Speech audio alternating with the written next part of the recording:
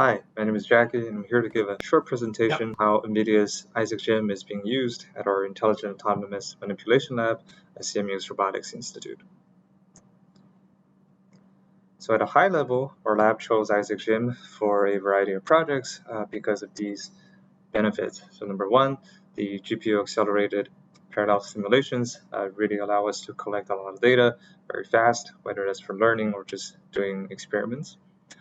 And two, the fact that parallelism is built in and handled explicitly means that we don't have to deal with multi-threading or multiprocessing ourselves.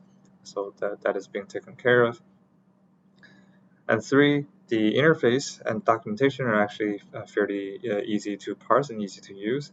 And all of this just added up together, creating an experience where we spend less time on dealing and coding and debugging simulations, and we can spend a bit more time on doing the research projects themselves. And so with that said, today I'm going to go over 4 particular use cases of Isaac Gym in our lab, and they sort of cover slightly different application areas. And number one is just going to be using Isaac Gym as a way to perform large-scale experiments.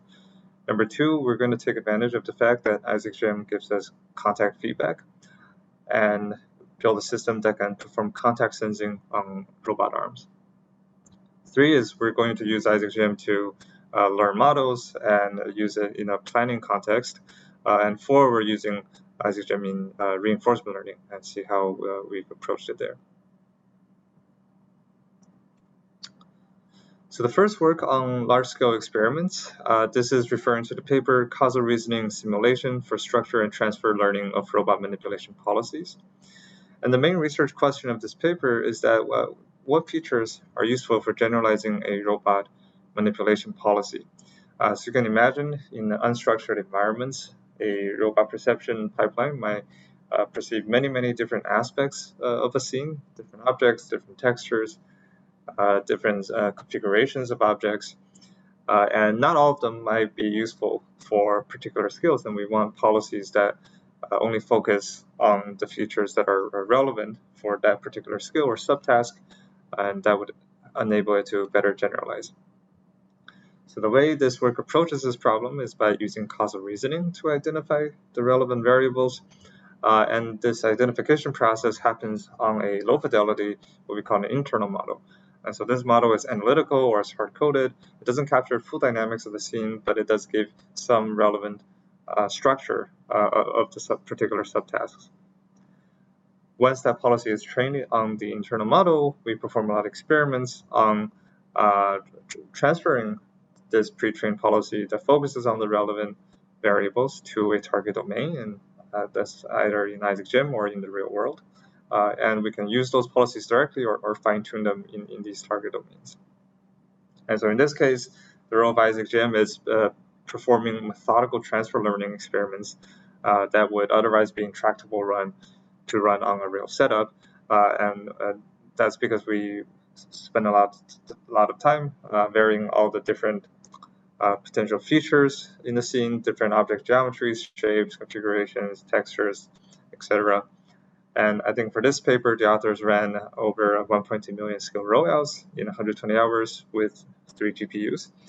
That might not seem like a lot of experience, but each skill rollout is an extended skill execution, so it's not just one time step. And there are also a lot of objects and a lot of contacts in each of the environments being simulated. So here's a visualization of what some of the experiments look like. There were 2 target domains, 2 task domains in this paper, one for block stacking, one for crate opening, and a lot of experiments were performed on varying different aspects of the scene and of different objects, textures, etc. Okay, so that was the first use case, just using Isaac Gym to perform a lot of experiments, to collect data, to inspect whether the results were statistically significant. The second work I'm going to talk about is on contact sensing, and this is with referring to the paper Contact Localization for Robot Arms in Motion Without Torque Sensing. And the research question here is that how do we localize contacts on robot arms with just proprioceptive sensing. And contact sensing is important for a variety of applications, such as acting safely in the presence of obstacles or humans, or using the entire arm to manipulate objects instead of just using the end effector. So without access to robot skins, we can actually still extract some contact information on robot arms from just joint information. So things like joint velocities or history of joint velocities and various other readings. And the approach we're going to take here is that we're going to use domain randomization to generate a large data set of robot arms moving around and pushing against different obstacles. And so with this data set in mind, we can learn a neural network that predicts contacts directly on robot arms. And in order to do that on sort of this unsmooth and challenging geometry of robot arms, we propose doing this prediction on the cylindrical projection on the surface of the robot arm. And this particular approach relaxes a few assumptions from previous works. In particular, a lot of previous works assume that a robot is static during contact, so the robot is not moving, but it's an object coming toward the robot arm. And a lot of works also assume access to very accurate dynamics models or torque sensing. And in our case, because we hope to not make those assumptions by using domain randomization and training our network on data generated from robots with slightly different dynamics parameters. And here the role of IsaacGym is really to generate this robot obstacle interaction data set. And it's very nice because in IsaacGym we get the ground truth contact positions in the world frame. And because of that, we're also able to evaluate our network in simulation because we get ground truth contact information. We're not able to do those exact experiments on the real world, but we did sort of an obstacle mapping experiment in the real world where we do know the ground truth poses of the obstacles. Here's a visualization of what the data collection process looks like. We have an array of robots that are moving around executing some exploration policy, and they are interacting with these randomly generated obstacles. Here on the left is a video of the robot running the trained contact localization network, where the predicted contacts are visualized in red. And on the right is a video showing the same network running in the real world on the real robot setup.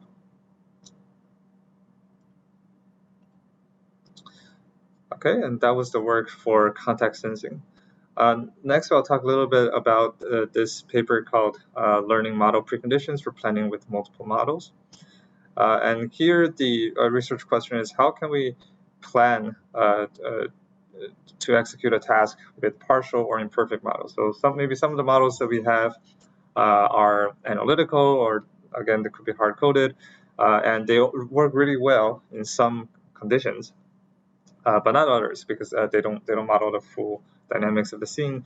So in some regions, it's desirable and much faster to use these analytical models, but in other times we do want to use a simulator like IsaacGym as the model and directly we plan with the simulator. So the way we approach this problem is by learning this thing called the model preconditions, and specifically the model deviation estimator. And so if you're familiar with the standard sort of option or skill framework, there is this idea of a skill precondition, which is the set of states that you can initiate the execution of a skill from, and the skill is expected to, most likely expected to succeed when it starts to execute from states that satisfy the precondition. So similarly with the model precondition idea, these are states where we think the model has a good chance of making good predictions. And specifically, the thing we're learning is this thing called the model deviation. It's sort of similar to learning residuals on models, with the exception that here we're not learning the exact error that the model produces, but instead just learning the magnitude of that error. And this is an easier learning problem because you don't have to worry about the specific directions or the components of that error and just the overall magnitude. And so we can train this with not a whole lot of data. And then based on this model deviation estimator, we can switch between models, between the simple analytical but fast models, and using IsaacGEM, it's the full dynamics but relatively slower model for planning.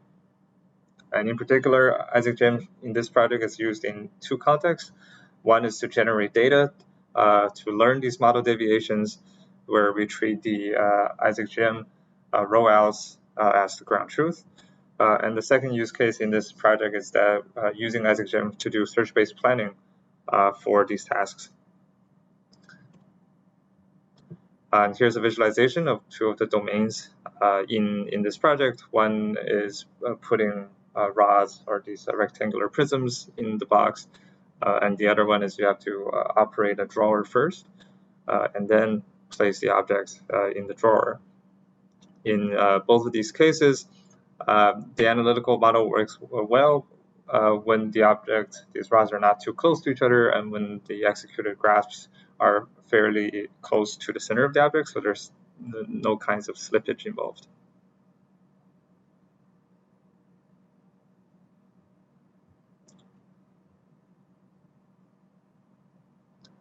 Okay. Just let the video wrap up there. Okay, moving on. So the last project that I will talk about is how we use IsaacGEM in the context of reinforcement learning in our lab. And this is talking about two specific papers. One, learning to compose hierarchical object-centric controllers for robotic manipulation, and a second paper, generalizing object-centric task axes controller using key points. And the second paper is sort of a follow-up paper from the first one. And the research question here is that how can we efficiently learn manipulation skills with RL? And in particular, the two sort of intuitions coming into this project that we had is that one, manipulation skills, tasks tend to be object-centric. So motions are pretty much always performed with respect to objects in the scene or some interesting points on those objects.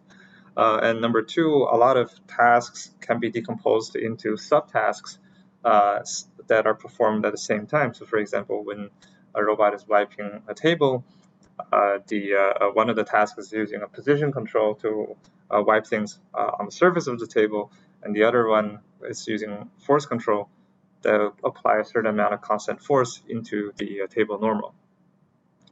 So with these two observations, we constructed a more structured action space for reinforcement learning. And in this structured action space, the RL agent can more efficiently explore the environment and to learn these policies, and also these policies are able to generalize better due to the structured action space.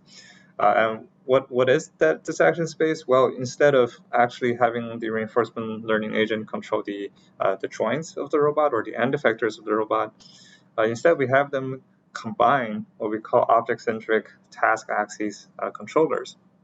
So the RL agent actually outputs a prioritized list of different controllers to use at every time step, and then we combine these controllers via null space projection. So we're projecting the commands of lower priority controllers onto the null space of the higher priority controllers.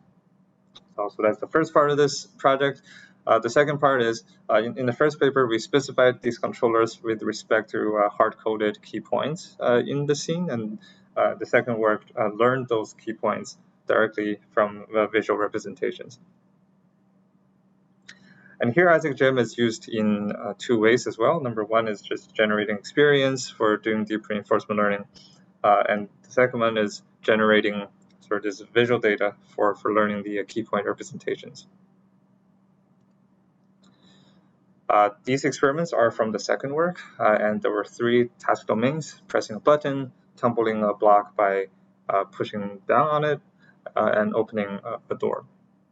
And in particular, we'll talk a little bit about the door opening domain. And here, the robot must first grasp the handle, turn the handle, and then open the door. So the door cannot be unlocked or cannot be turned unless the handle is first turned to a desired angle.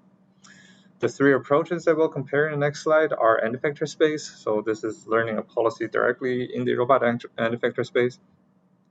TAC manual. TAC here stands for task axis controllers, and this is using the controllers that have the manually defined key points. And then TAC learned is using controllers that use the learned visual key points.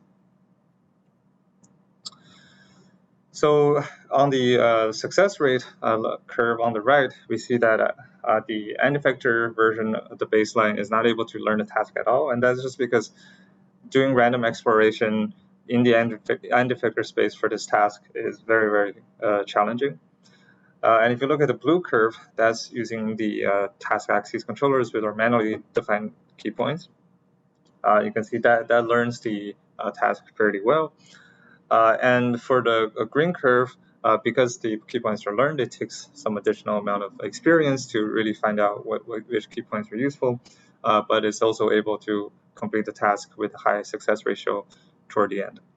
And most importantly, when we tested our performance of these policies on test environments, which are environments with slightly different door configurations and placement of the doors and the door handles, and also geometry of the door handles themselves, we see that both the TAC manual and the TAC learned policies are able to generalize quite well.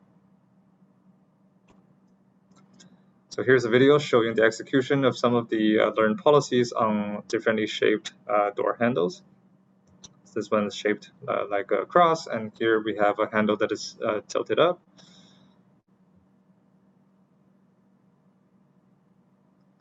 And here we have another handle that was in cylinder shape, and these were all test shapes unseen during training.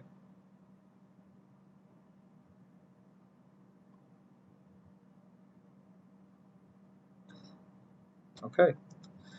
So in summary, and we use IsaacGym in many different ways at our lab, and we've talked about 4 different of those use cases. One is using IsaacGym to perform large-scale experiments. The other is using IsaacGym to perform contact sensing. The third, model learning and planning. And finally, using IsaacGym for reinforcement learning. And before I conclude, I'd like to give credit to all the people who worked on these projects and who wrote these papers that we talked about today. And that is all. Thank you.